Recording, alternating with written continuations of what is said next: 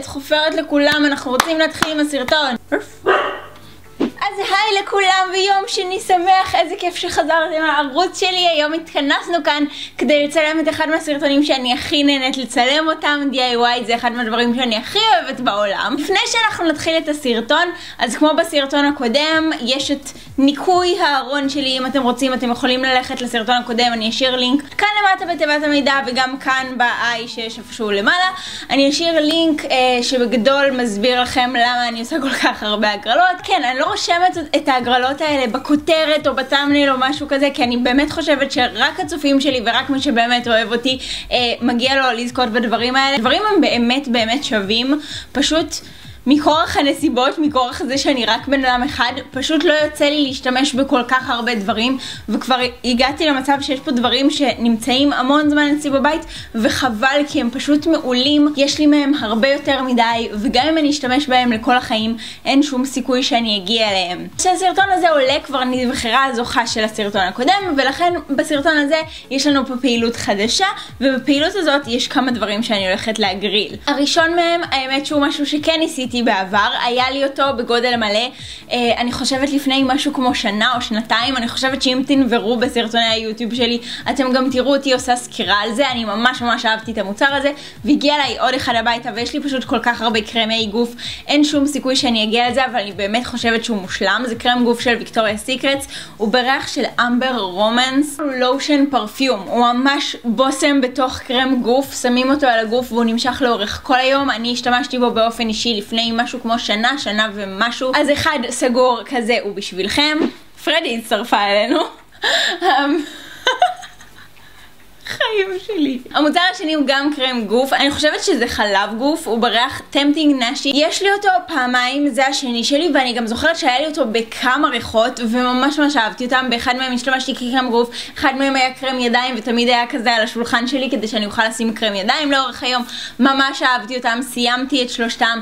יש לי את זה, יש לי פשוט כל כך הרבה קרמי ושמני גוף בבית, של כל כך הרבה חברות, של ספרינג, של אוקסיטן, של סבון, של Bath and Body Works, ופשוט יש לי כל כך הרבה דברים. באמת, יש לי הספקה לשנה הקרובה, אז פשוט חבל שהדברים האלה יושבים אצלי בבית ולא בשימוש אצל אף אחד. גם בסופו של דבר אני חושבת שיש להם תאריך תפוגה, אז כדאי שמישהו ישתמש בהם, וזה הולך להיות אתם. התאריך תפוגה של זה הוא עוד שנה וחצי, למי שתוהה, אז אתם עדיין יכולים להספיק להשתמש בזה, זה בסדר. הדבר השלישי הוא הבוסם של בריטני ספירס, שהאמת שמעתי מהרבה אנשים שהוא ממש טוב ומאוד מתוק. אני באופן אישי פחות מתחברת לבשמים שהם מאוד מתוקים. אני כן יש לי דברים יותר מתוקים בבית, ואני כן לאחרונה נפתחתי ליותר סגנונות של ריחות, ואני כן יותר מתחברת למתוקים, אבל פחות מתוקים כאלה, כמו של בריטני, כמו הראשון שלה, שהיה נראה כזה כמו רימון. אבל כן יש אנשים שמאוד אוהבים ניחוחות מתוקים, ואצלי הוא עדיין סגור אשכרה בתוך ניילון, כי אני לא מתכוונת להשתמש בבוסם כל כך מתוק, ויש אנשים שכן יאהבו אותו,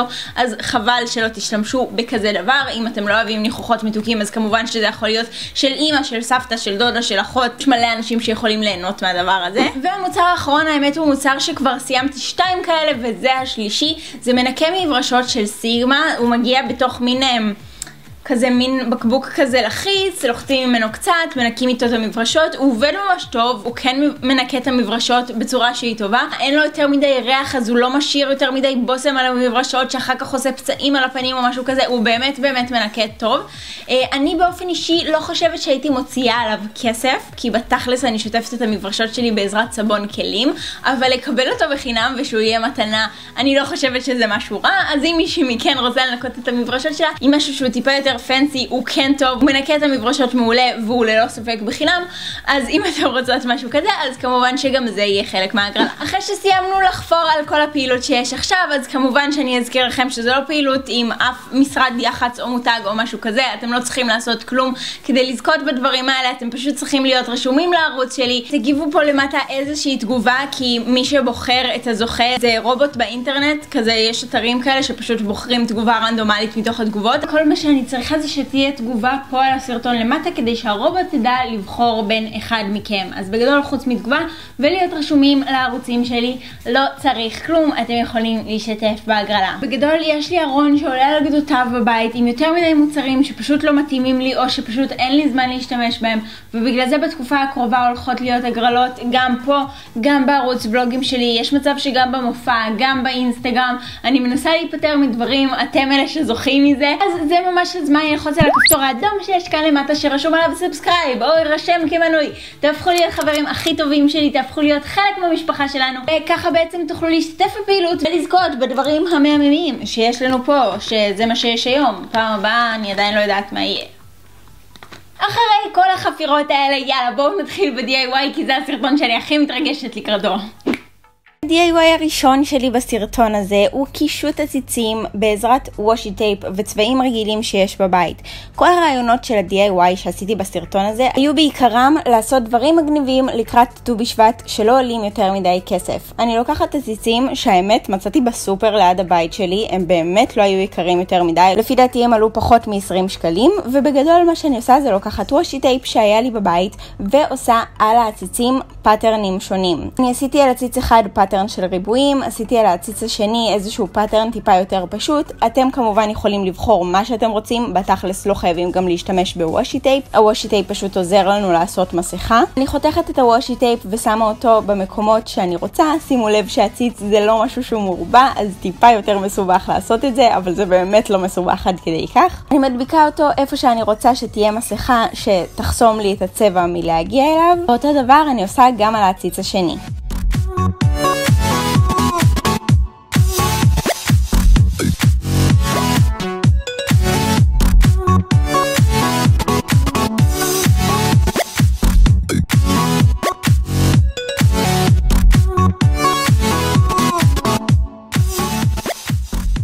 בהמשך אני לוקחת צבע שהיה לי בבית, אתם יכולים לראות שאפילו השתמשתי בדוגמיות, השתמשתי במשהו קטן שהיה לי בבית. אני משלבת לבן ואדום כדי ליצור ורוד, עשיתי צבעים יותר פסטלים. אני מערבבת את הצבעים בעזרת מכחול שהיה לי בבית, ובעזרת הלבן והאדום יוצרת ורוד שהיה לטעמי, ואחר כך בגדול בעזרת אותו המכחול צובעת את העציץ במקומות שהוושי טייפ לא נמצא עליהם. בגלל שהצבע הוא באמת איזה צבע שהיה לי בבית והוא לא איזה משהו איכותי, אז הייתי צריכה יותר משכבה אחת בשביל שזה יהיה צבע אטום, אז עשיתי 2 ו3 שכבות. בשביל ה-DIY הזה הייתי מפנה לפחות יום אחד, כי לשכבה של צבע לוקח זמן להתייבש, כדי לעשות עליה עוד שכבה ועוד שכבה, אז עדיף לקחת עם זה את הזמן ולעשות את זה כמו שצריך.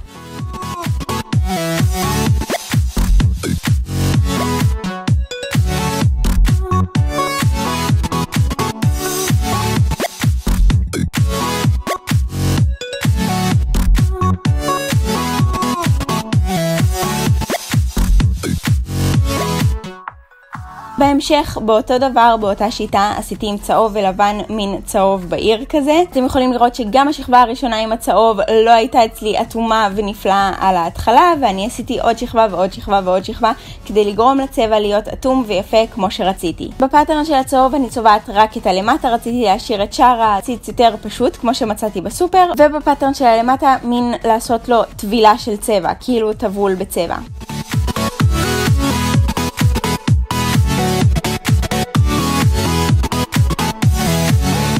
אחרי שהצבע כולו יתייבש, אז אני מורידה את הוושי טייפים, גם מהצהוב וגם מהוורוד שלי. וככה יש לפניי עציצים שמתאימים לט"ו בשבט, שצבעתי אותם בעזרת דברים שהיו לי בבית, אבל יש להם פאטרנים טיפה יותר מגניבים. אני בחרתי בפאטרנים מסוימים, אתם יכולים לבחור במה שבא לכם. אחרי שאני מסיימת לקלף את כל הוושי טייפ, אני מניחה אותם במקום שהייתי רוצה שהם יהיו בו בבית, מקשטת את האזור מסביב, וזאת התוצאה לפניכם. אלה העציצים היפים שקניתי בפחות מ-20 שקלים. ה-DIY השני הוא מכתב ברכה בעזרת בקבוק. אני עשיתי את המכתב ספציפית לאמיר, כמובן שאתם יכולים לכתוב אותו לכל מי שאתם רק רוצים. בגדול אני לוקחת את הנייר הכי פשוט שהיה לי בבית. היה לי נייר קרטון, אני לוקחת אותו, לא צריך איזה משהו פנסי שמנסי. אני כותבת את הברכה בצד אחד, ובצד השני בעזרת צבע שחור אני מציירת איזשהו ענף. את הענף כל אחד יכול לעשות בצורה אחרת, זה לא חייב להיות בצורה שלי, כל אחד יכול לעשות את זה לפי טעמו. ומהענף הזה אני מוציאה ככה עוד ענפים קטנים, ובצלחת אני שוב מערבבת אדום ולבן כדי ליצור ורוד.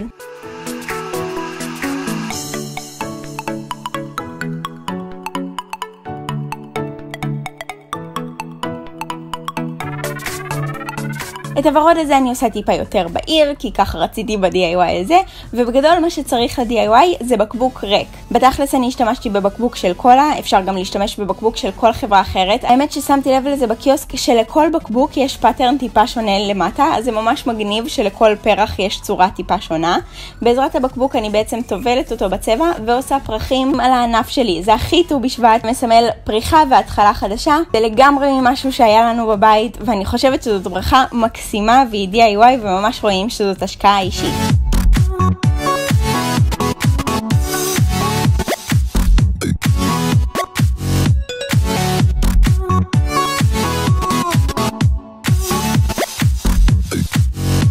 ה-DIY השלישי הוא טיפה יותר מסובך, הוא מקרמה להציץ בעזרת החוט הכי פשוט שהיה לי בבית.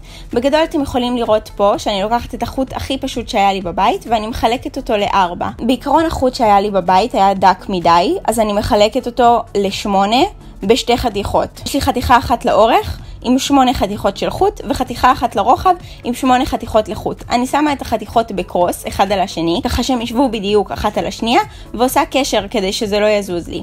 באמצע הקשר אני מניחה את העציץ, ואז בסופו של דבר מה שנשאר לעשות זה מקרמה. אני לוקחת 4 חתיכות וקושרת אותם ביחד, ואז מפצלת את 4 חתיכות האלה. 2 אני מעבירה לצד ימין, 2 אני מעבירה לצד שמאל, ואז עושה עוד קשר. זה די מסובך להסביר את זה במילים. תכלס כשרואים את זה זה לא כל כך מסובך, ואני אשאיר לכם גם לינק למטה בתיבת המידע לסרטון, בטוח יש סרטון ביוטיוב שעושה מקרמה שיוכל להסביר הרבה יותר טוב ממני. בגדול זה באמת הדבר הכי לא מסובך בעולם. את הרביעייה קושרים, אחר כך מפצלים אותה ל2-2, וכל רביעייה בנפרד קושרים עד שזה נוצר מין מקרמה כזה, משהו שיכול ממש להרים עציץ. אחרי שסיימתי אני עושה 3 קשרים בלמעלה, סתם כי רציתי שיהיה משהו יותר יפה, זה נטו לדקורציה. אתם יכולים לבחור מה שאתם רוצים, אתם יכולים לעשות גם איזושהי צמה או משהו כזה. ואחרי שסיימתי האמת שאני ממש בשוק, זה כאילו אני עושה פרוזות למצלמה בתכלס, אבל אני באמת הייתי בהלם שזה אשכרה עובד והציץ מורם מהחוט הפשוט שהיה לי בבית. אנחנו תלינו את זה על מוט של וילון שהיה לנו בבית, והאמת שזה ממש ממש מגניב, זה ממש גם מוסיף לכל העונה הזאת שיש לנו את מרמוס ואת המראה, ועכשיו גם יש לנו את העציץ שהוא בתכלס אמור להיות על איזשהו שולחן או על הרצפה, ועכשיו הוא גבוה בתוך השמיים, וזה ממש ממש מגניב, וזה משהו שהיה לנו בבית ולא הוצאתי על זה שקל.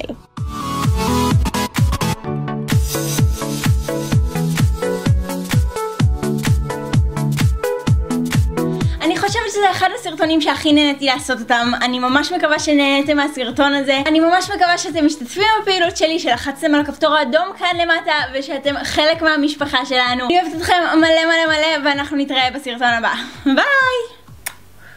איך הייתי בתור צלם? הצלם הכי טוב שהיה לי. יאללה, 12 בלילה, אני רוצה ללכת לשם, ביי. נראים. מה החיים שלי בלב? אני אוהבת אותך. גם אני אוהבת אותך הכי בעולם.